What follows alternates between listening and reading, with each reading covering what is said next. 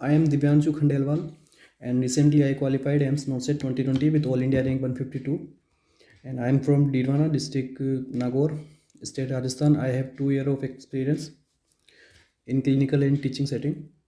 And आज हमारी जो यूट्यूब चैनल पर मिशन हाई नर्सिंग की ओर से 2020 टेस्ट सीरीज़ स्टार्ट की गई है।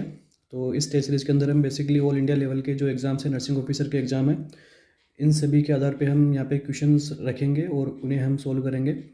और इसी के साथ ही आने वाली टेस्ट सीरीज़ के अंदर हम MP CHO, Rajasthan CHO, Uttarakhand CHO, इन सभी के लिए हम स्पेशली टेस्ट सीरीज़ रखेंगे। उनके अंदर हम उनके प्रीवियस ईयर के क्वेश्चन हैं वो हम अच्छे से सोल्व करेंगे।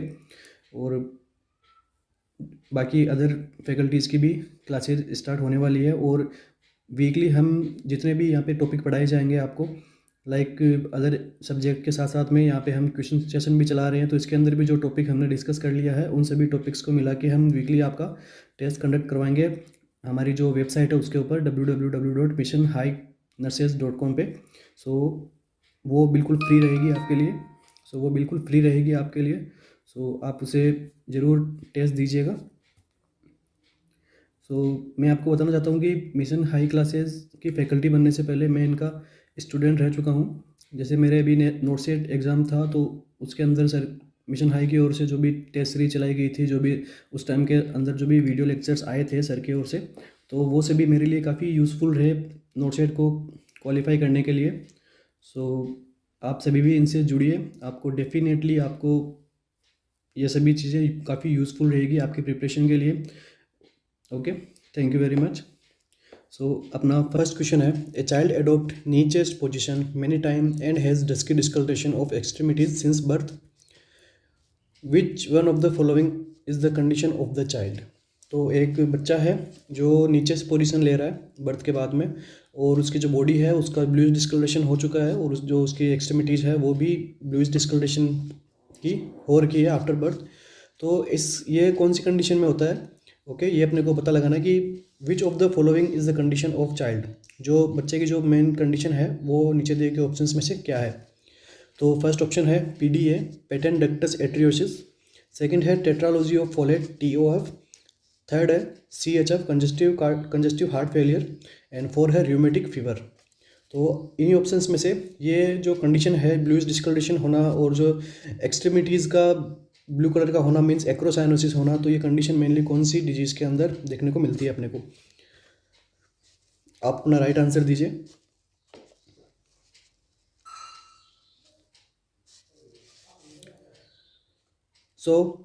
Correct option of this question is tetralogy of folate.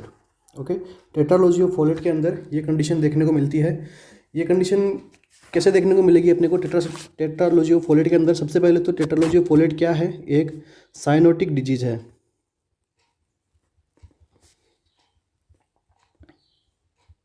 Okay, cyanotic disease होने की वजह से इस बॉडी के अंदर साइनोसिस की कंडीशन डेवलप होती है। क्यों होती है? क्योंकि टेट्रालॉजी ऑफ फोलेट है जो मेनली 4 प्रॉब्लम से मिलके इसके अंदर मेनली 4 प्रॉब्लम्स होती है अपने। फर्स्ट होती है पल्मोनरी स्टेनोसिस। ओके, इसके बाद में राइट वेंट्रिकुलर हाइपरट्रोफी। ओके, इसके बाद में थर्ड है अपनी VSD, ventricular septal defect. Okay, 4 है ओवर राइडिंग ऑफ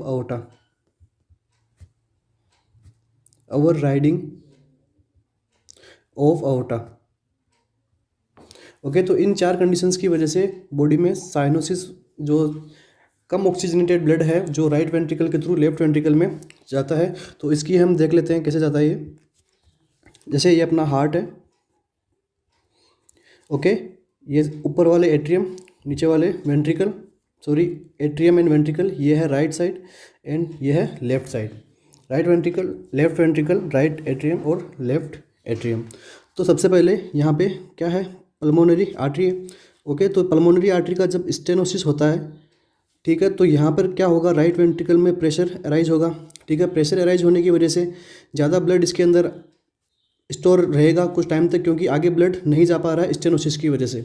ओके, तो क्या हो रहा है? यहाँ पे प्रेशर अराइज हो रहा है, मोर ब्लड यहाँ पे इकट्ठा हो रहा है, तो जो राइट वेंट्रिकल है इसकी हाइपरट्रोफी अपने को देखने को मिलती है। अब इस हाइपरट्रोफी की वजह से इन दोनों के बीच में यहाँ पर एक रास्ता बन जाता है, ओके, जिसे हम बोलते हैं वेंट्रिकुलर सेप्टल डिफेक्ट। ओके, इस जो यहाँ पे एक सेप्टम बन जाता है, तो यहाँ से फिर राइट से फिर लेफ्ट साइड में जो ब्लड जाता है वो फिर यहाँ से राइट साइड से फिर लेफ्ट साइड के अंदर ब्लड का एक्यूमुलेशन होने लगता है, ठीक है। फिर यहाँ से अओर्टा के थ्रू बाहर निकलता है। तो ये जो राइट साइड में जो ब्लड है वो मेनली डीऑक्सीजनेटेड ब्लड है, ठीक है। तो अब ये जो DO2 ब्लड है ये अपने जो ऑक्सीजनेटेड ब्लड के अंदर मिक्स होगा, ठीक है। तो इसकी भी ऑक्सीजन जो कंजप्शन पावर है उसको कम कर देगा, ठीक है। तो जो बॉडी में जो ब्लड सर्कुलेट हो रहा है वो अभी कौन सा हो रहा है, ऑक्सीजनेटेड के साथ साथ में कौन सा ब्लड मिक्स हो रहा है, डीऑक्सीजनेटेड वाला ब्लड भी मिक्स हो रहा है, ओके। तो इस वजह से कंडीशन क्या देखने को मिलेगी, साइनोसिस की, ठीक है। तो इस वजह से साइनोसिस की कंडीशन देखने को मिलती है। और जो ये अरोटा है, ओवर राइडिंग ऑफ अरोटा, ये जो यहाँ पे वेंट्रिकुलर सेप्टल डिफेक्ट अपना बना है, ठीक है, वेंट्रिकुलर सेप्टल डिफेक्ट, तो ये अरोटा है ये इसी के ऊपर से निकलती है, ठीक है। तो इस सेप्टम की जो वजह से इधर से भी ब्लड इसके अंदर आ रहा है और इधर से भी ब्लड इसके अंदर जा रहा है। तो इसकी मदद से यहाँ पे क्या हो रहा है, अपनी जो बॉडी में DO2 ब्लड है वो प्रोवाइड किया जा रहा है। तो अब इस DO2 ब्लड की वजह से एक अपने कंडीशन देखने को मिलती है, डेस्क की डिस्कलरेशन ऑफ स्किन, और इसी के साथ में एक्सट्रीमिटीज सिंस बर्थ जो ब्लूज डिस्कलरेशन अपने को देखने को मिल रहा है जो बच्चे के अंदर, वो कंडीशन होती है tetralogy of folate. Means tetralogy of folate का टेट्रा नाम दिया गया इसके अंदर क्योंकि इसके अंदर 4 प्रॉब्लम्स मेनली अपने को शो होती है बच्चे के अंदर, ओके।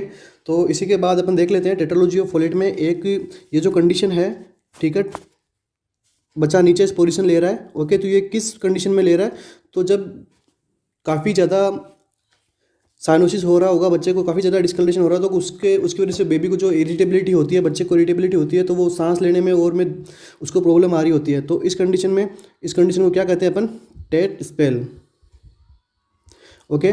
टेट स्पेल में क्या होता है कि जब बच्चा एक्सेसिवली क्राई करता है या फिर एक्सेसिवली फिजिकल एक्टिविटी करता है, ओके, तो इस वजह से क्या, तो क्राई करेगा तो उसको ज़्यादा ऑक्सीजन चाहिए होगा। अब जब ऑक्सीजन ब्लड के अंदर ही नहीं है तो उसकी बॉडी क्या होने लग जाएगी, ब्लूज डिस्कलरेशन की होने लग जाएगी, ओके। तो टेट स्पेल के अंदर ये नीचे पोजीशन काम आती है, ओके। तो अपना ये जो क्वेश्चन और बन जाता है कि अगर टेट स्पेल की कंडीशन है किसी बच्चे के अंदर तो हमें उसे कौन सी पोजीशन देनी है, नी चेस्ट पोजीशन अपने उसको प्रोवाइड करवानी है। तो यहाँ पे अपना जो ऑप्शन करेक्ट रहेगा वो रहेगा ऑप्शन बी। और जो पेटेंट डक्टस एट्रियोसिस है, वो डक्टस एट्रियोसिस जब क्लोज नहीं हो पाता है बच्चे के आफ्टर विद इन 7 डेज के अंदर, डक्टस एट्रियोसिस है वो क्लोज नहीं हो पाता है। डक्टस एट्रियोसिस किसके बीच में बनता है, pulmonary artery and descending aorta,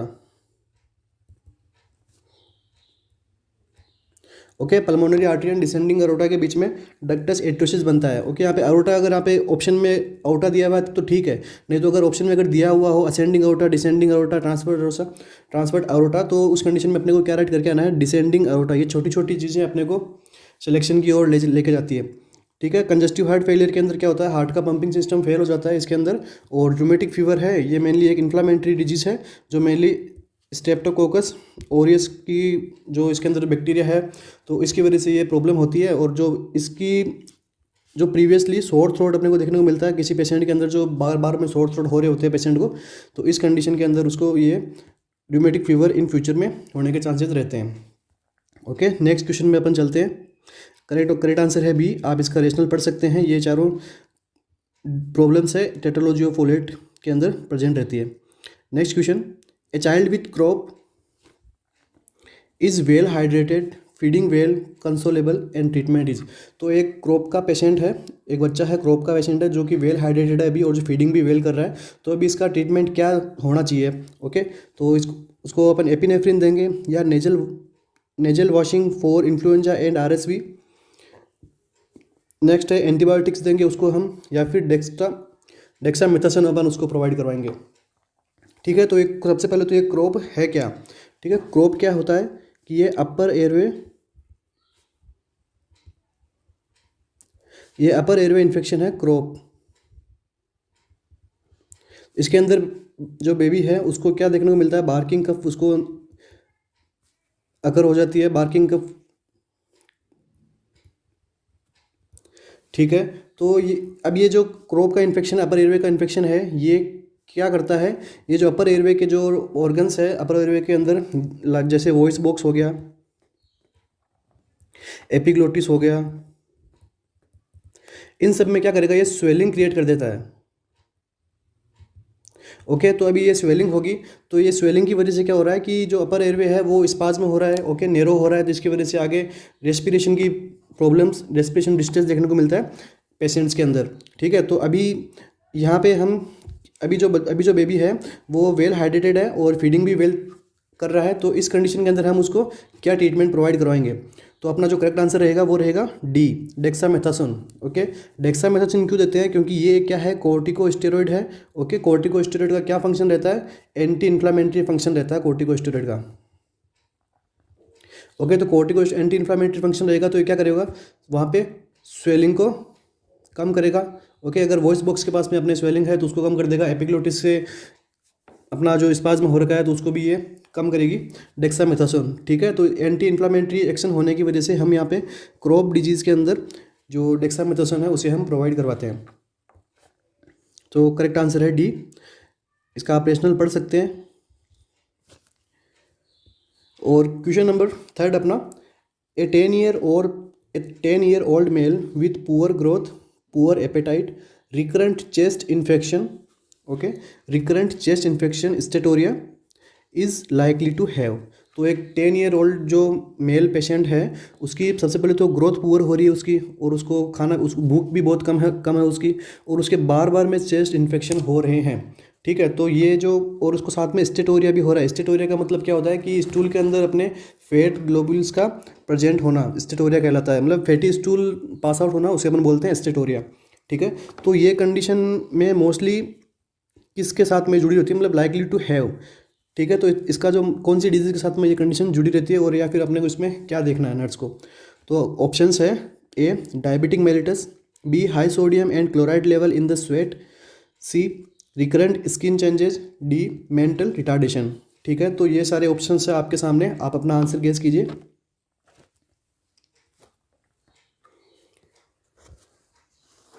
इसका जो करेक्ट आंसर रहेगा वो रहेगा ऑप्शन बी। ओके, तो ये सबसे पहले मैं आपको बता दूं कि high sodium and chloride level in the sweat ये कौन सी डिजीज़ के अंदर देखने को मिलता है, सिस्टिक फाइब्रोसिस की कंडीशन में ये देखने को मिलता है। तो सिस्टिक फाइब्रोसिस के अंदर भी क्या होता है कि जो एक्सोक्राइन ग्लैंड होती है अपनी बॉडी की, ओके, एंडोक्राइन नहीं है, याद रखना, जो एक्सोक्राइन ग्लैंड होती है अपनी बॉडी की, उनके जो सिक्रेशंस होते हैं वो काफ़ी थिक होते हैं। ओके, इस प्रॉब्लम के अंदर एक्सोक्राइन जो ग्लैंड होती है उनके सिक्रेशन काफ़ी थिक होते हैं, जिसकी वजह से अब जिसकी वजह से क्या हो रहा है कि अपने जो बॉडी के मल्टी सिस्टम अफेक्ट होते हैं। ठीक है, मल्टी सिस्टम में लाइक सबसे पहले अगर पुअर एपेटाइट है तो ओके जीआईटी यहाँ पे अफेक्ट होया, तो जीआईटी के अंदर जो भी गोबलेट सेल है वो हाई अमाउंट के अंदर म्यूकस का सिक्रेशन करती है। तो अब इस म्यूकस की वजह से क्या हो रहा है कि यहाँ पे जीआईटी में ऑब्स्ट्रक्शन हो गया। ठीक है, ऑब्स्ट्रक्शन होने की वजह से अब उसको एपेटाइट है वो नहीं लगेगी, उसको मतलब लेस्ट ऑफ एपेटाइट रहेगा।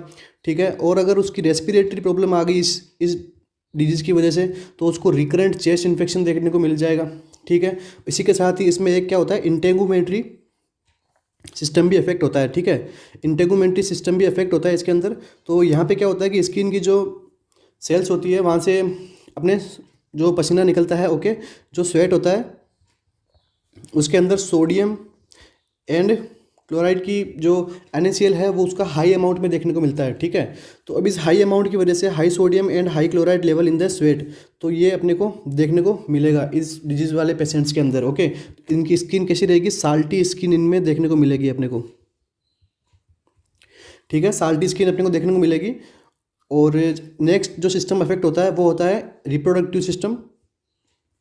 तो रिप्रोडक्टिव सिस्टम अगर मेल के अंदर इफेक्ट हो रहा है तो मेल में क्या आ जाएगी, स्टेरिलिटी आ जाएगी। और अगर फीमेल में अगर इफेक्ट हो रहा है, ठीक है, तो वहाँ पे क्या हो जाएगा, इनफर्टिलिटी हो जाएगी। ओके, इनफर्टिलिटी हो जाएगी। तो ये मेनली जो सिस्टिक फाइब्रोसिस है ये एक ऑटोसोमल डिजीज़ है। ठीक है, इसके अंदर मेनली क्रोमोसोम नंबर 7 है जो अफेक्ट होता है। ओके, इस 7 का म्यूटेशन यहाँ पे होता है जिसकी वजह से सिस्टिक फाइब्रोसिस कंडीशन अगर होती है चिल्ड्रंस के अंदर।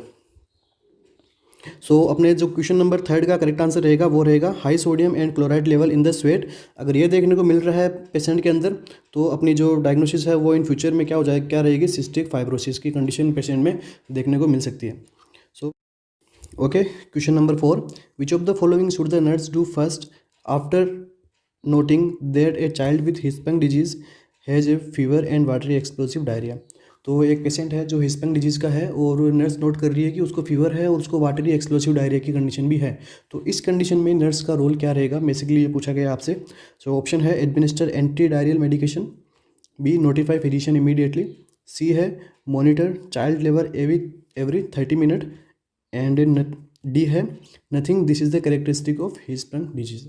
तो बेसिकली हम थोड़ा सा व्यू कर लेते हैं इस डिजीज़ को कि ये है क्या।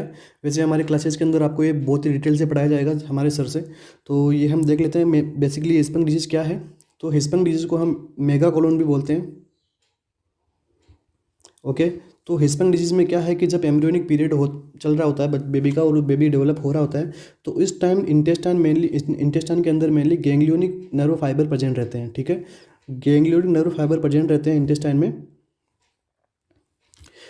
ओके, तो इन गैंग्लियोनिक नर्व फाइबर को कौन सप्लाई करता है, पैरासिम्पैथेटिक नर्वस सिस्टम सप्लाई करता है। ठीक है, पैरासिम्पैथेटिक नर्व सप्लाई क्या करवाएगा कि इन फाइबर की मदद से इंटेस्टाइन के अंदर क्या करवाएगा, पेरिस्टालसिस मूवमेंट करवाता है। ओके, जो स्टूल है जो भी फूड है उसको आगे प्रोपल्सन का काम करवाता है, रिदमिक प्रोपल्सन का काम करवाता है, वो होता है पेरिस्टालसिस मूवमेंट। तो जबकि अब यहाँ पर गैंग्लियोनिक नर्व फाइबर है नहीं। ओके, तो यहाँ पर इसको अपन क्या बोल सकते हैं, ए गैंग्लियोनिक पार्ट। ओके, तो ये ए गैंग्लियोनिक पार्ट है। तो अब इस कंडीशन के अंदर क्या हो रहा है कि ऊपर तो यहाँ पे गैंग्लियोनिक पार्ट है पूरा, यहाँ पे पेरिस्टालसिस मूवमेंट अच्छे से काम कर रहा है, बट यहाँ पर काम नहीं कर रहा है। तो इस वजह से क्या हो रहा है कि जो बेबी के अंदर है वो मेकोनियम का पास आउट नहीं हो रहा है। ओके, मेकोनियम का पास आउट नहीं हो रहा है। तो अब यहाँ पर क्या हो रहा है, यहाँ पर ए गैंग्लियोनिक पार्ट होने की वजह से ये पार्ट क्या है, नेरो है, यहाँ पर पेरिस्टालसिस मूवमेंट नहीं हो रहा है, तो यहाँ तक पेरिस्टालसिस मूवमेंट हो रहा है ऊपर तक। ओके, तो यहाँ पर क्या हो रहा है कि जो भी सारा फूड कंटेंट है वो यहाँ पे आके इकट्ठा होने लगता है। ओके, जिसकी वजह से ए गैंग्लियोनिक पार्ट के ऊपर की जो कॉलोन है वो बड़ी दिखाई देती है, तो इसे अपन क्या बोलते हैं, मेगा कॉलोन। ठीक है, तो हिस्पेंग डिजीज़ का दूसरा नाम भी क्या है, मेगा कॉलोन। ठीक है, और ये जो कंडीशन है अभी जैसे आपको पता है कि यहाँ पे ए गैंग्लियोनिक पार्ट है, तो यहाँ पे मेकोनियम भी पास आउट नहीं हो रहा है, और यहाँ पे क्वेश्चन में अपने को दिया गया है कि वाटरी एक्सप्लोसिव डायरिया। अब जब इस कंडीशन के अंदर वाटरी एक्सप्लोसिव डायरिया हो रहा है तो वो एक कॉम्प्लिकेशन है, वो एक सीवियर कंडीशन है पेशेंट के लिए। तो हमारा इस क्वेश्चन का जो करेक्ट आंसर रहेगा वो रहेगा नोटिफाई द फिजिशियन इमीडिएटली। तो इस कंडीशन में नर्स का रोल रहेगा कि फिजिशियन को वो as early as possible notify करे डॉक्टर को। सो अपना करेक्ट आंसर रहेगा वो रहेगा ऑप्शन बी।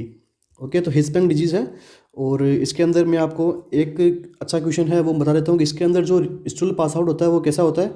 ओके, तो रिबन लाइक स्टूल यहाँ पे पास आउट होता है, रिबन लाइक या पैलेट लाइक। ओके, और इसका एक साइन होता है वो है ब्लास्ट साइन। ब्लास्ट साइन में क्या होता है कि जब भी रेक्टल एग्जामिनेशन करते हैं पेशेंट का, तो रेक्टल एग्जामिनेशन की वजह से यहाँ पे काफ़ी स्पीडली जो गैसेज है वो पास आउट होती है एनएस के थ्रू। ओके, तो ये एक बेसिकली इसको नाम दिया गया है ब्लास्ट साइन। एंड ये जो हिस्पेंग डिजीज़ है, जो मोस्ट कॉमन कहाँ प्रेजेंट होती है, मोस्ट कॉमन इसका रीज़न है वो कौन सा होता है, रेक्टोसिग्मोइड कोलोन। ओके, ये भी एक अच्छा क्वेश्चन है आपके लिए, आ सकता है आपके सीएचओ के एग्जाम में, और सीएचओ के एग्जाम में ये क्वेश्चन आपको देखने को मिल सकता है यहाँ पे, रिबन लाइक स्टूल, जो काफ़ी फेमस क्वेश्चन है हिस्पेंग डिजीज़ के अंदर। ओके, तो अपना करेक्ट आंसर रहेगा इस क्वेश्चन का B, notify the physician. Next question, rule of 10 is use for, जो रूल ऑफ 10 है वो मेनली कौन सी डिजीज़ के लिए अपन यूज करते हैं, tracheoesophageal fistula, Hirschsprung disease, imperforated anus and cleft lip. तो रूल ऑफ 10 है जो बेसिकली यूज करते हैं हम, वो करते हैं क्लेफ्ट लिप के लिए। ओके, क्लेफ्ट लिप की सर्जरी होने से पहले हम रूल ऑफ 10 को यूज में लेते हैं। तो रूल ऑफ 10 में अपन क्या क्या क्राइटेरिया लेते हैं, सबसे पहले अपन लेते हैं वेट होना चाहिए बेबी का 10 पाउंड। ओके, तो अगर इस सर्जरी को करने से पहले ये कुछ क्राइटेरिया है रूल ऑफ 10, जिसके अंदर मेनली 3 क्राइटेरिया अपन लेते हैं। सबसे पहले वेट है, जो वेट बेबी का 10 पाउंड का होना चाहिए। उसके बाद में उसकी एज उसकी 10 वीक से ऊपर उसकी एज होनी चाहिए। एंड थर्ड है उसका HB level. Okay, HB level उसका 10 ग्राम होना चाहिए। ओके, तो यहाँ पे क्या अपन बेसिकली दिख रहा है, रूल ऑफ 10। ओके, तो ये क्लेफ्ट लिप की सर्जरी है जिसको अपन बोलते हैं चाइलोप्लास्टी। तो इस चाइलोप्लास्टी होने से पहले जो बेबी की अपन ये सब पैरामीटर्स चेक करते हैं, तो इसी पैरामीटर्स को नाम दिया गया है रूल ऑफ 10। ओके, सो अपना करेक्ट आंसर रहेगा फिफ्थ क्वेश्चन का, वो रहेगा option 5, option D. Next question, ये आप रेशनल पढ़ लीजिएगा। सोडियम कंटेंट ऑफ ओआरएस, जो ओआरएस के अंदर सोडियम का जो कंटेंट है वो कितना होना चाहिए? 75 मिलीओस्मोल पर लीटर, 90 मिलीओस्मोल पर लीटर, 110 मिलीओस्मोल पर लीटर, या फिर 135 मिलीओस्मोल पर लीटर। सो काफ़ी इजी सा क्वेश्चन है, हम यहाँ पे ज़्यादा टाइम नहीं लेते हैं, डायरेक्ट क्वेश्चन के आंसर की तरफ चलते हैं। तो करेक्ट आंसर रहेगा वो रहेगा ऑप्शन ए, 75 मिलीओस्मोल पर लीटर। ठीक है, 75 मिलीओस्मोल पर litre is the correct answer. So ORS का जो और क्वेश्चन अपने ओआरएस से आ सकते हैं वो है, इसकी फुल फॉर्म देख लेते हैं, ओरल रिहाइड्रेशन सॉल्यूशन। ठीक है, और इसको जो है 24 आवर्स के अंदर इसको काम में ले लेना चाहिए, विदिन 24 आवर्स इसको काम में ले लेना चाहिए। और इसकी जो टोटल ऑस्मोलैरिटी होती है वो होती है 245 ओके पर लीटर। और बेसिकली यही, और इसका जो कंसनट्रेशन होता है, इसकी जो पैकेट आता है उसका कंसनट्रेशन के अंदर कितना अमाउंट में सोडियम है, कितने अदर कंपोनेंट है ग्लूकोज, और उसका जो कंपोनेंट होता है वो 20.5 ग्राम का होता है। और इसे अपने टोटल को 1 लीटर के अंदर इसको मिक्स करके रखना होता है। So correct answer is a, 75 मिलीओस्मोल पर लीटर। ये इसके रेशनल है, आप देख सकते हैं आराम से कि सोडियम की जो ऑस्मोलैरिटी होती है वो कितनी होती है, 75। और सोडियम क्लोराइड अपन कितना लेते हैं, 2.6 ग्राम पर लीटर ये अपन लेते हैं। बाकी सारी ये वैल्यूज़ है, आप अपने नोटबुक में नोट कर सकते हैं और आप याद कर सकते हैं। आने वाले CHO में आपको ये क्वेश्चन देखने को मिल सकता है। Next question, projectile vomiting is the feature of, जो प्रोजेक्टाइल वोमिटिंग है नीचे दिए गए ऑप्शंस में से कौन सी डिजीज़ का फीचर है? ऑप्शन ए है इसोफेजियल एट्रेशिया, बी है हाइपरट्रोफिक पाइलोरिक स्टेनोसिस, सी है कोलेरा, एंड डी है इंटुसिसेप्शन। सो ये भी काफ़ी इजी क्वेश्चन है, अपन आंसर की तरफ चलते हैं। So option B is the correct answer, hypertrophic pyloric stenosis is the correct answer. तो इस कंडीशन में क्या होता है कि जो अपनी GIT की है, यहाँ पर सर्कुलर मसल्स के अंदर क्या होता है कि कॉन्ट्रैक्शन होता है, ये पार्ट नेरो हो जाता है। ओके, नेरो होने की वजह से यहाँ पे क्या क्रिएट हो गया, स्टेनोसिस क्रिएट हो गया। ओके, स्टेनोसिस मतलब किसी भी पार्ट का नेरोविंग होना, इसको हम बोलते हैं स्टेनोसिस। और यहाँ पे जो अपने को ये नेरोविंग होने के बाद में यहाँ पे जो अपने को जब अपन इसका पाल्पेशन करते हैं तो अपने फील होता है यहाँ पे, उसे अपन बोलते हैं ओलिव शेप मास। ओके, ओलिव शेप मास अपने को यहाँ पे फील होता है। तो ये एक अलग से क्वेश्चन है कि जो हाइपरट्रोफिक पाइलोरिक स्टेनोसिस के अंदर कौन सी शेप का मास अपने को देखने को मिलता है, वो है ओलिव शेप मास। ठीक है, ये याद रखना है। और इसी के साथ में स्टेनोसिस होता है। तो अब ये क्या हो रहा है कि यहाँ से अपन जब भी फूड इंटेक करते हैं, अब यहाँ पे आगे नहीं जा पा रहा है फूड, तो इसकी वजह से यहाँ पर क्या हो रहा है, हाइपरट्रोफिक जो कॉन्ट्रैक्शन हो रहे हैं वो स्टार्ट होते हैं, पेरिस्टालसिस मूवमेंट अपने को देखने को मिलते हैं।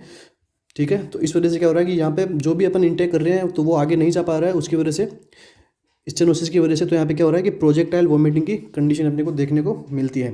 और इस डिजीज़ को ट्रीट करने के लिए हमारे पास में एक सर्जरी है, उसका नाम क्या है, उसका नाम है फ्रेडेट रेनस्टेड प्रोसीजर। ओके, ये इसके प्रोसीजर है, ये भी आप याद रख लीजिए। और एक ड्रग आती है जो मेनली बच्चों के अंदर ये जो हाइपरट्रोफिक पाइलोरिक स्टेनोसिस का कॉज करती है, कौन सी ड्रग है, इरिथ्रोमाइसिन। ओके, जब भी आफ्टर बर्थ बेबी को विदिन 2 वीक के अंदर अपन जब ये ड्रग बेबी को देते हैं, तो ये एक कंडीशन, ये भी एक कॉज है इसका कि इसकी वजह से ये कंडीशन देखने को मिल सकती है। ओके, ये अच्छा क्वेश्चन मिल सकता है आपको आने वाले अपकमिंग एग्जाम्स के अंदर। सो अपने क्वेश्चन नंबर 7 का जो करेक्ट आंसर रहेगा वो रहेगा ऑप्शन बी, रेशनल इसका। Question number 8, amount of zinc approved by WHO for acute diarrhoea for children above 6 month of age is. तो अबव 6 मंथ ऑफ एज का पूछा है, यहाँ पे आपको क्वेश्चन को पकड़ना है, और डायरिया की एक्यूट डायरिया की कंडीशन के अंदर, ठीक है, क्या देना है, जिंक देना है। तो आपका एक क्वेश्चन इस क्वेश्चन से ही क्लियर हो जाता है कि जब एक्यूट डायरिया की कंडीशन में कौन सा हम जो एलिमेंट है वो अपन प्रोवाइड करवाते हैं, जो करवाते हैं कौन सा, जिंक। तो अपन इस क्वेश्चन के ऊपर चलते हैं कि कितना जिंक देना है अगर बच्चा 6 महीने से बड़ा है तो 10, 20, 30 and 40, okay 40 mg per day. तो अपना जो करेक्ट आंसर रहेगा वो रहेगा इसके अंदर 20 mg पर डे है वो अबव 6 मंथ का जो बेबी है उसको देना है। तो अगर लेस देन 6 मंथ का हो तो कितना देना है 10 mg per day, okay 10 mg per day अपने को देना है। और ये जिंक ही क्यों देते हैं अपन, जिंक इसलिए देते हैं कि सबसे पहले तो ये रिस्टोर करता है जो भी म्यूकोजल बैरियर जो भी डिस्ट्रॉय होया है, ओके डायरिया के दौरान जो भी म्यूकोजल बैरियर है वो उनका डिस्ट्रक्शन हुआ है तो उसको रिस्टोर करने का काम करता है। इसी के साथ ही ये जो लिम्फोसाइट है, लिम्फोसाइट के डेवलपमेंट में भी हेल्प करता है, इंटेस्टाइनल लिम्फोसाइट के डेवलपमेंट में, जो कि ये क्या करेगी जो इंटेस्टाइन के अंदर जो पैथोजन है वो जो डायरियल कोज कर रहा है, एक्यूट डायरियल कोज कर रहा है, तो वो ये लिम्फोसाइट क्या करेगी उसको किल करने का काम करेगी। तो इसके ये दो मेन फंक्शन है, इसलिए हम इसको जिंक सप्लीमेंट को अपन एक्यूट डायरियल कंडीशन के अंदर देते हैं। करेक्ट आंसर रहेगा बी, रेशनल है इसका। Question number 9, correct pot sound on percussion over hydrocephalus is known as. जो हाइड्रोसिफिलिस की कंडीशन के अंदर करेक्ट पोर्ट साउंड आता है, ओके तो इसको हम और किस नाम से भी जानते हैं। ऑप्शन ए है Kernig sign, B rousing sign, C Macewen sign and D Chadwick sound. तो अपना जो करेक्ट आंसर रहेगा वो रहेगा इस क्वेश्चन के अंदर ऑप्शन सी मैकविन साउंड। तो मैकविन साउंड को ही अपन क्या बोलते हैं करेक्ट पोर्ट साउंड। जो अपन ड्यूरिंग परक्यूजन करते हैं हेड का, बेबी के हेड को अपन परक्यूजन करते हैं तो वहाँ पे करेक्ट पोर्ट टूटे हुए घड़े के जब अपन साउंड चेक करते हैं वैसा साउंड उसके हेड के अंदर देखने को मिलता है। तो इसको अपन क्या क्या नाम भी क्या बोलते हैं साथ साथ में मैकविन साइन भी से हम कहते हैं। हाइड्रोसिफिलिस क्या होता है कि हाइड्रोसिफिलिस के अंदर ब्रेन के अंदर जो CSF का एक्यूमुलेशन है वो बढ़ जाता है, ओके। तो इस कंडीशन की वजह से जो सूचर्स है, जो बच्चे के जो सूचर्स है वो क्या होते हैं पहले से ही इतने वेल डेवलप नहीं होते हैं, उनको टाइम लगता है इनको क्लोजिंग होने के लिए। तो वो सूचर्स क्या होते हैं कि वाइड हो जाते हैं और उसका हेड बेबी का बड़ा हो जाता है, ठीक है। उसका हेड भी जो हेड है वो उसकी साइज़ बड़ी हो जाती है, ठीक है। इसका अपन देख सकते हैं हाइड्रो मीन्स फ्लूइड और सिफिलिस मीन्स ब्रेन, ओके। जो ब्रेन के अंदर पानी भर जाना, पानी मोस्टली कौन CSF, ओके। तो ये इसकी डेफिनेशन हो गई। इसी के साथ में अपन CSF के कुछ इंपॉर्टेंट MCQ देख लेते हैं कि पर डे CSF का जो प्रोडक्शन है वो कितना होता है 500 ml, okay 500 ml per day. इसी के साथ ही जितना प्रोडक्शन होता है उतना ही इसका एब्जॉर्प्शन होता है, तो पर डे एब्जॉर्प्शन भी कितना होगा 500 ml। और CSF अमाउंट कितनी होती है नॉर्मली, वो होती है 150 ml। और जो नॉर्मल CSF प्रेशर होता है वो कितना होता है 5 to 15 mmHg, ठीक है 5 to 15 mmHg है जो नॉर्मल इसका CSF प्रेशर रहता है। और इसी के साथ ही CSF का प्रोडक्शन कहाँ से होता है, CSF का प्रोडक्शन होता है कोरोइड प्लेक्सस से, ओके। जो कोरोइड प्लेक्सस है वेंट्रिकल्स के अंदर, जो ब्रेन के वेंट्रिकल है वहाँ पे कोरोइड प्लेक्सस होते हैं, तो वहाँ से CSF का प्रोडक्शन होता है। और इसका एब्जॉर्प्शन कहाँ से होता है एरेक्नोइड प्लेक्सस से, ओके। एरेक्नोइड प्लेक्सस से एब्जॉर्प्शन, ए से एब्जॉर्प्शन, ए से एरेक्नोइड प्लेक्सस, आप याद रख सकते हैं इसे इजीली से। तो क्वेश्चन नंबर 9 का अपना करेक्ट आंसर रहेगा वो रहेगा ऑप्शन सी। तो बेसिकली हमने अभी तक 9 क्वेश्चन सोल्व किए हैं, बट 9 क्वेश्चन के अंदर हमने तकरीबन 7 से 8 डिजीज़ को अपन ने सुपरफिशियली कवर कर लिया है, क्योंकि अभी टाइम कम है, आपके CHO की डेट आ चुकी है, तो ये आपके लिए काफ़ी हेल्पफुल रहेगा मेरे अकॉर्डिंग। सो क्वेश्चन नंबर 9 का करेक्ट आंसर रहेगा वो रहेगा ऑप्शन सी। ये रेशनल इसका आप वीडियो को पॉज करके आराम से इसे पढ़ सकते हैं, अपने नोटबुक में नोट कर सकते हैं। सो नेक्स्ट क्वेश्चन है अपना वो है immunization of children with haemophilus influenza B, okay HIV vaccine है, तो इससे उसको इम्यूनाइजेशन लग रहा है बच्चे को। Decrease the incidence of which of the following condition, okay Hib का उसको वैक्सीन लग रहा है, तो नीचे दी गई डिजीज़ में से कौन सी डिजीज़ से भी उसको प्रोटेक्शन मिल रहा है। सो ऑप्शन है A pneumonia, B epiglottitis, C laryngotracheobronchitis and D है ब्रोंकोलिथियासिस। तो आप अपना करेक्ट आंसर गेस कीजिए। इस क्वेश्चन का जो आंसर रहेगा वो रहेगा बी एपिग्लोटाइटिस, जो कि हिब हीमोफिलस इन्फ्लुएंजा वायरस है, तो उसी से क्या होता है कि ये एपिग्लोटाइटिस भी कंडीशन भी अपने को देखने को मिलती है। तो अगर इसकी वैक्सीन अपने दे रहे हैं तो अपन इसका भी अपने साथ में प्रिवेंशन मिलेगा अपने को, ओके। तो क्वेश्चन नंबर 10 का आंसर है बी। रेशनल देख लीजिए आप। Question number 11, which of the following is not a part of the triad of cystic fibrosis. Cystic fibrosis हमने ऊपर डिस्कस कर लिया था मोस्टली। तो जो मेनली इसके ट्रायड ऑफ सिस्टिक फाइब्रोसिस है उसके अंदर कौन सी कंडीशन नहीं देखने को मिलती है अपने को, बेसिकली ये पूछा गया है। तो इसका जो आंसर जो क्वेश्चंस के ऑप्शंस है वो है high concentration of sweat chloride, B pancreatic enzyme deficiency, C COPD and D fever. तो 3 ऑप्शन करेक्ट है एक ऑप्शन को छोड़ के। बेसिकली आपको इन सब चीज़ों पे ध्यान रखना है, क्वेश्चन के अंदर नोट आता है, एक्सेप्ट आता है, इन सब चीज़ों को एट लीस्ट वगैरह। सो इस क्वेश्चन का जो करेक्ट आंसर रहेगा वो रहेगा डी फीवर। ओके, जो फीवर को मेनली इस ट्रायड ऑफ सिस्टिक फाइब्रोसिस के अंदर नहीं इंक्लूड किया गया है। बाकी जैसे high concentration of sweat chloride है वो अपने को देखने को मिलेगा, और पैंक्रियाटिक एंजाइम डिफिशियंसी भी अपने को देखने को मिलती है, और COPD कंडीशन भी देखने को मिलती है, क्योंकि ये मल्टी सिस्टम जो अफेक्ट करती है सिस्टिक फाइब्रोसिस की कंडीशन। ओके, तो इसके अंदर फीवर को इंक्लूड नहीं किया गया है, तो करेक्ट आंसर रहेगा फीवर। क्वेश्चन नंबर 12,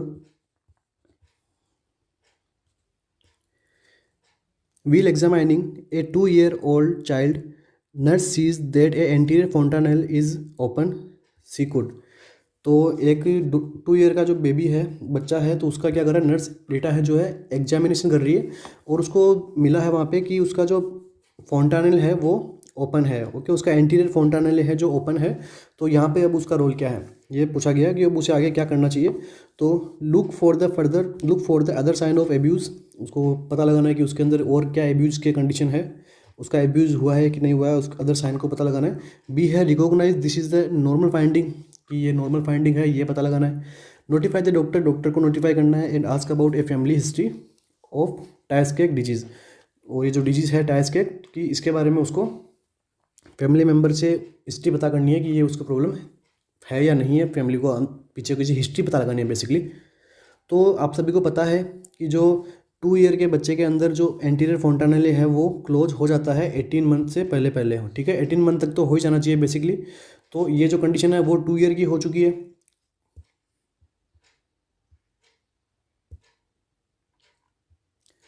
तो यहाँ पर अपना जो करेक्ट ऑप्शन रहेगा वो रहेगा नोटिफाई द डॉक्टर, क्योंकि ये एक अबनॉर्मल फाइंडिंग है।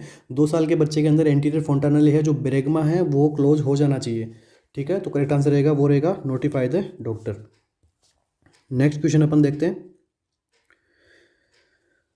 इन situation of an epidemic what is the medical officer's first to do. जब कभी एपिडेमिक की कंडीशन आती है तो इस कंडीशन के अंदर मेडिकल ऑफिसर का फर्स्ट रोल क्या होता है।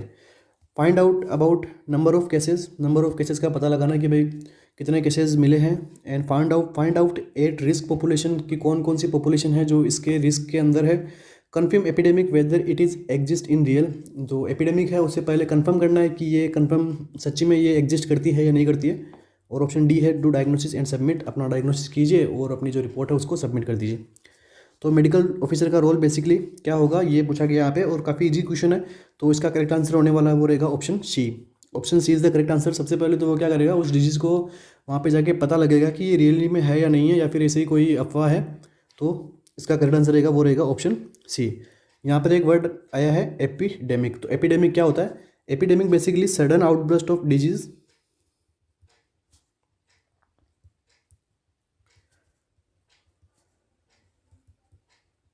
इन ए पर्टिकुलर जियोग्राफिकल एरिया, किसी भी एरिया के अंदर सडनली कोई डिजीज़ आउटब्रस्ट हो रही है काफ़ी भयंकर तरीके से, तो उसे अपन बोलते हैं एपिडेमिक।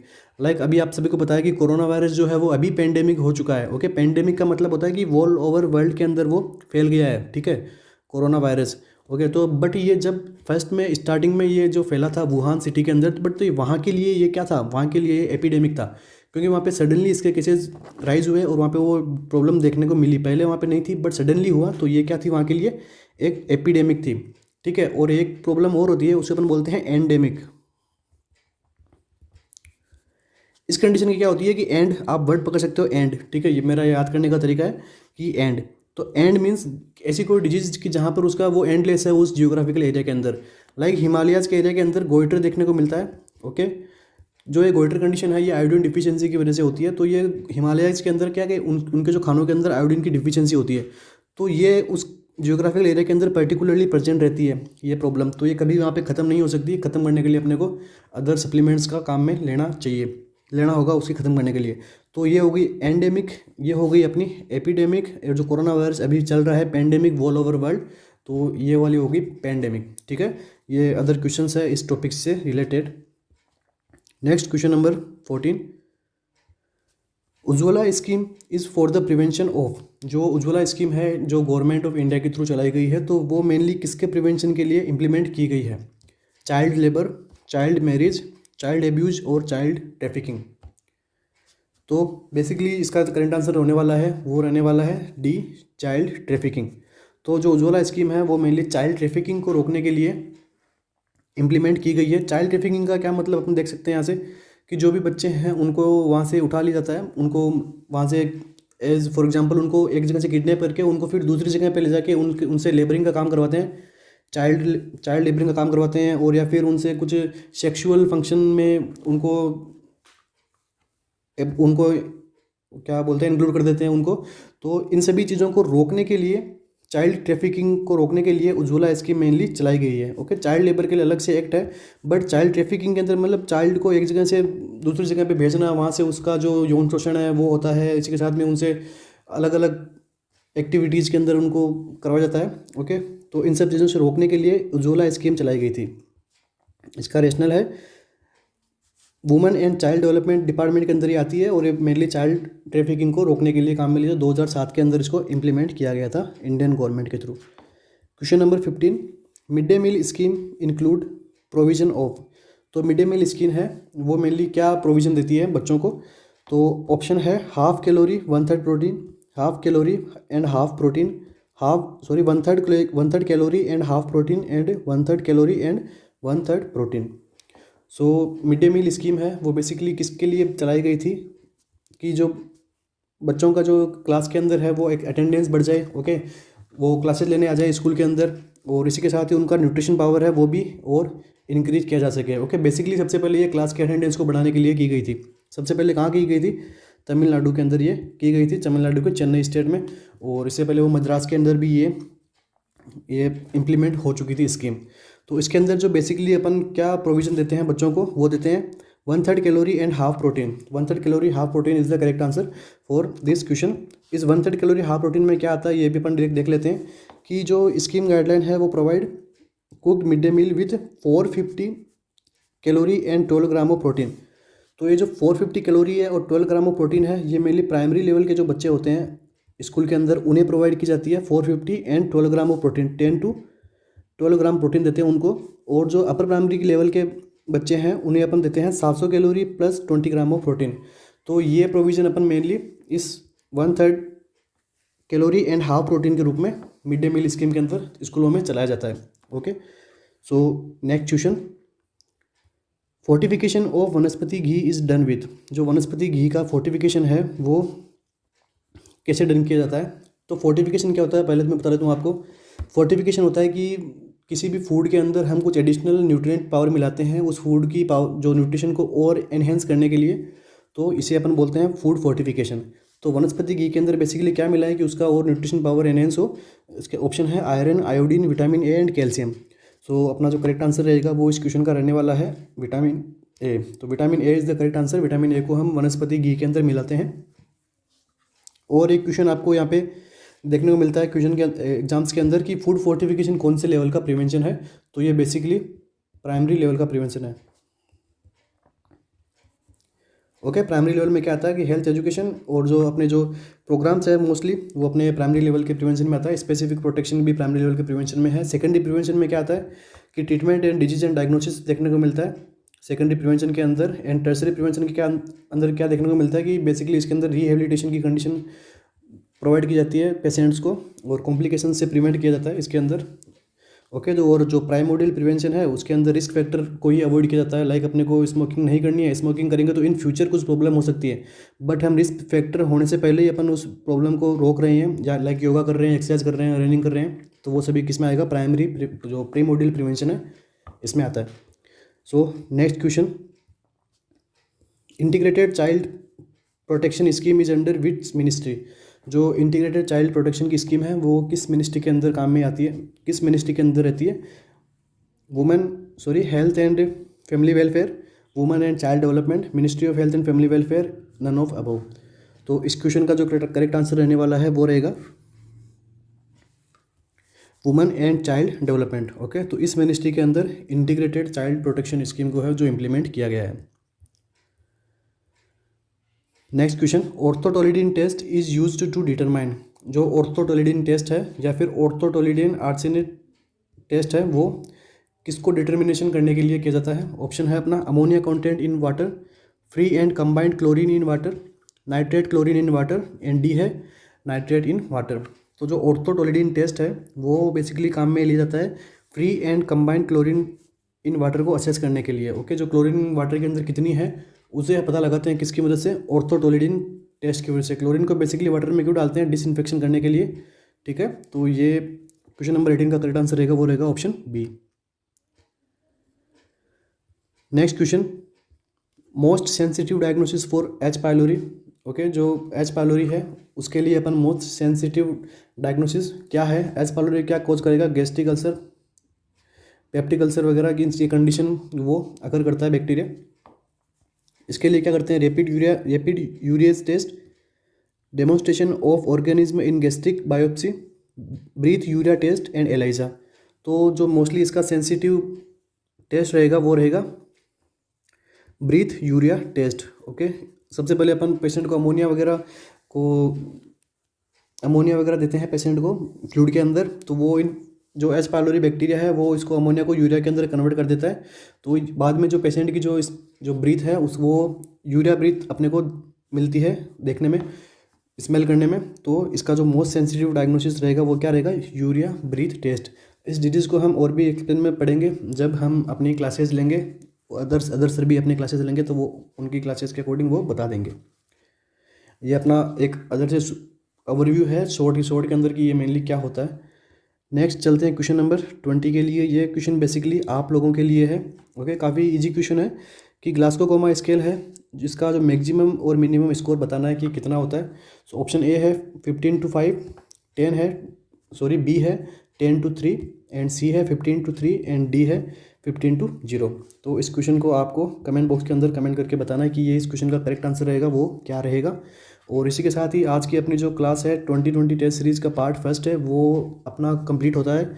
और मैं आप लोगों से एक सजेशन चाहता हूँ कि अगर ये क्लासेस आपको अच्छी लग रही है, लाइक मेरा एक्सप्लेनेशन कि मैं एक क्वेश्चन के अंदर अदर क्वेश्चंस को भी इन्वॉल्व कर रहा हूँ आपको बताने के लिए, अगर ये आपको सही लगता है तो आप कमेंट बॉक्स में कमेंट कीजिएगा कि सर ये इसी वे में अपनी आगे की क्लासेस होनी चाहिए, और या फिर आपको केवल क्वेश्चंस चाहिए। लाइक अभी जो 20 क्वेश्चन के अंदर अपने को मोस्टली 45 मिनट लग गए हैं, तो अगर आप कह दो कि हमें केवल और केवल क्वेश्चंस ही चाहिए तो फिर हम इतनी टाइम के अंदर हम और ज़्यादा क्वेश्चन आपको इंक्लूड कर देंगे। और अगर आप बोलते हो कि सर हमें बेटर एक्सप्लेनेशन चाहिए क्वेश्चंस जैसे मैं अभी बताया जो अभी आज मैंने क्लास ली है, और अगर आपको वैसे चाहिए तो इसके बारे में भी आप बता सकते हो कि बेटर कौन सा है आपके लिए। हम आपको जैसा अच्छा लगेगा हम वैसे आपको प्रोवाइड करवाएंगे। और इसी के साथ ही जो यहाँ पे फैकल्टी यहाँ पे पढ़ाती है आप लोगों को विदिन 7 डेज़ में जितनी भी आपकी क्लासेस लगने वाली है, तो इन सभी क्लासेस का एक वीकली टेस्ट कंडक्ट किया जाएगा हमारी वेबसाइट www.missionhighnurses.com पर। तो वो टेस्ट बेसिकली फ्री रहेगा आप सभी लोगों के लिए, तो आप उस टेस्ट को दीजिए और अपनी जो वीकली के अंदर जितनी भी प्रिपरेशन हुई है उसको असेस कीजिए कि आपने यहाँ से कितना सीखा है, और जो कि बिल्कुल फ्री होने वाला है। और इसी के साथ ही अभी जो CHO एग्ज़ाम आपके डेट अनाउंस हो गई है, तो हमारे मिशन हाई की ओर से इसके लिए टेस्ट कंडक्ट करवाए जा रहे हैं। ओके, मरुद्रा टेस्ट सीरीज़ यहाँ पे चलाई जा रही है राजस्थान CHO के लिए, तो आप उसे भी सब्सक्राइब कीजिए और अपने लेवल को, अपनी जो प्रिपरेशन है उसको और स्ट्रॉन्ग कीजिए, क्योंकि ये CHO वैकेंसी है, बड़ी वैकेंसी है, तो आप अपना बेस्ट दीजिएगा। और इसी के साथ ही जो एम्स की जो प्रिपरेशन करते हैं, जो भी अदर सेंट्रल गवर्नमेंट की प्रिपरेशन करते हैं बच्चे, तो उन्हीं के लिए हमारे मिशन हाई की ओर से 4 बुक्स दी गई है मिशन एम्स है उन सभी के लिए, like other central government exam के लिए। तो उसके अंदर भी क्या है कि काफ़ी ईजी लैंग्वेज में आपको थ्योरी मिल रही है, और साथ ही वहाँ पे स्पेशल एमसीक्यूज़ के क्वेश्चन पॉइंट वहाँ पे देखने को मिले हैं। ओके, वहाँ पे प्रेजेंट है, तो वो जो क्वेश्चन आपके लिए लास्ट मिनट रिवीजन के अंदर आपको काफ़ी हेल्पफुल रहेंगे कि आपके मतलब पूरा आप सिस्टम ना पढ़ो और आप उन्हीं इंपॉर्टेंट टॉपिक्स को पढ़ लोगे तो आपका पूरा सिस्टम कवर हो जाएगा पीछे। ठीक है, और काफ़ी इजी लैंग्वेज में है, इजी टू अपने अंडरस्टैंडिंग के लिए काफ़ी सही से है, तो आप उन्हें भी बाय कीजिए। और उसकी वजह से क्या है कि आपके जो एनक्लेक्स वगैरह की जो आपको थ्योरी है वो अगर आपको हार्ड लगती है तो वो हमारे नोट्स आपके लिए बेस्ट होंगे। मैंने पर्सनली उनको यूज किया है मेरे नोट्स के क्लियर करने के लिए। और थैंक यू वेरी मच। अपना प्यार दीजिएगा कमेंट बॉक्स में, और लाइक कीजिए, शेयर कीजिए, सब्सक्राइब कीजिए। Thank you.